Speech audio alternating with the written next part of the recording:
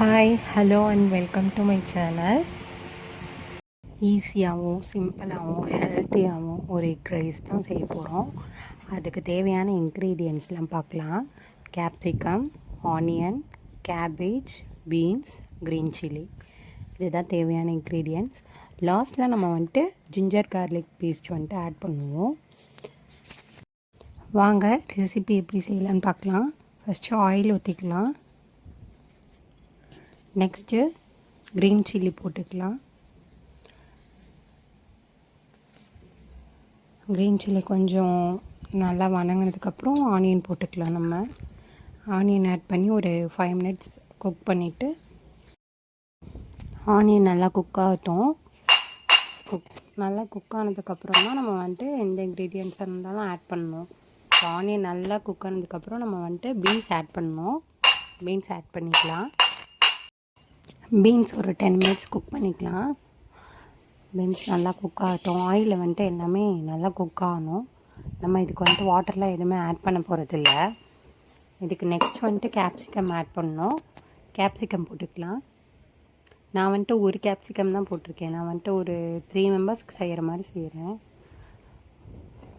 உங்களுக்கு எவ்வளோ வேணுமோ அவ்வளோ போட்டுக்கலாம்.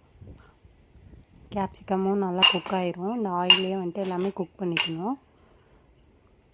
லாஸ்ட்டாக நம்ம கேபேஜ் ஆட் பண்ணிக்கலாம். லாஸ்ட்டில் தான் ஆட் பண்ணணும், முன்னாடியே ஆட் பண்ணக்கூடாது. எல்லாம் நல்லா குக் ஆயிடுச்சு. இப்போ நம்ம கேபேஜ் ஆட் பண்ணிக்கலாம்.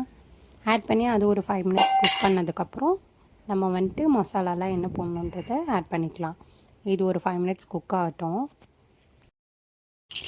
சால்ட் தேவையான அளவு போட்டுக்கோங்க. சால்ட்டு போட்டதுக்கப்புறம் நம்ம மிளகுத்தூள் ஆட் பண்ணிக்கலாம். மிளகுத்தூள் தேவையான அளவு போட்டுக்கோங்க. மிளகுத்தூள் போட்டதுக்கப்புறம் நம்ம கரம் மசாலா கொஞ்சமாக ஆட் பண்ணிக்கலாம். மிளகுத்தூள் மட்டும் போதும்னா நீங்கள் அதுவே போட்டுக்கலாம். எனக்கு கொஞ்சம் ஃப்ளேவர் கொடுக்கும் அப்படின்றக்காக நான் கரம் மசாலா ஆட் பண்ணியிருக்கேன். அப்புறம் சில்லி பவுட்ரு ஆட் பண்ணிக்கலாம். சில்லி பவுட்ரு தேவையான அளவு போட்டுக்கோங்க. அப்புறம் ஜிஞ்சர் கார்லிக் பேஸ்ட் ஒரு ஃப்ளேவருக்காக ஒரு ஸ்பூன் ஆட் பண்ணியிருக்கேன். வேணும்னா நீங்கள் ஸ்கிப் பண்ணிக்கலாம்.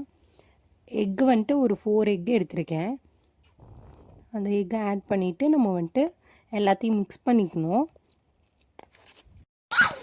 நல்லா மிக்ஸ் பண்ணிக்கலாம். மிக்ஸ் பண்ணதுக்கப்புறம் நம்ம ரைஸ் ஆட் பண்ணிக்கலாம்.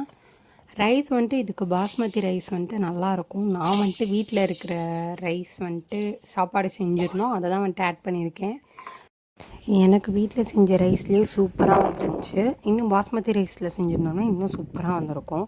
செம்மையாக இருந்துச்சு. டேஸ்ட்டாக என்ஜாய் பண்ணி சாப்பிட்டோம் வீட்டில் இருக்கவங்க எல்லோரும். நீங்களும் ட்ரை பண்ணிவிட்டு எனக்கு கமெண்ட் பண்ணுங்கள். கண்டிப்பாக மறக்காமல் சப்ஸ்கிரைப் பண்ணுங்கள், லைக் பண்ணுங்கள். பாய்.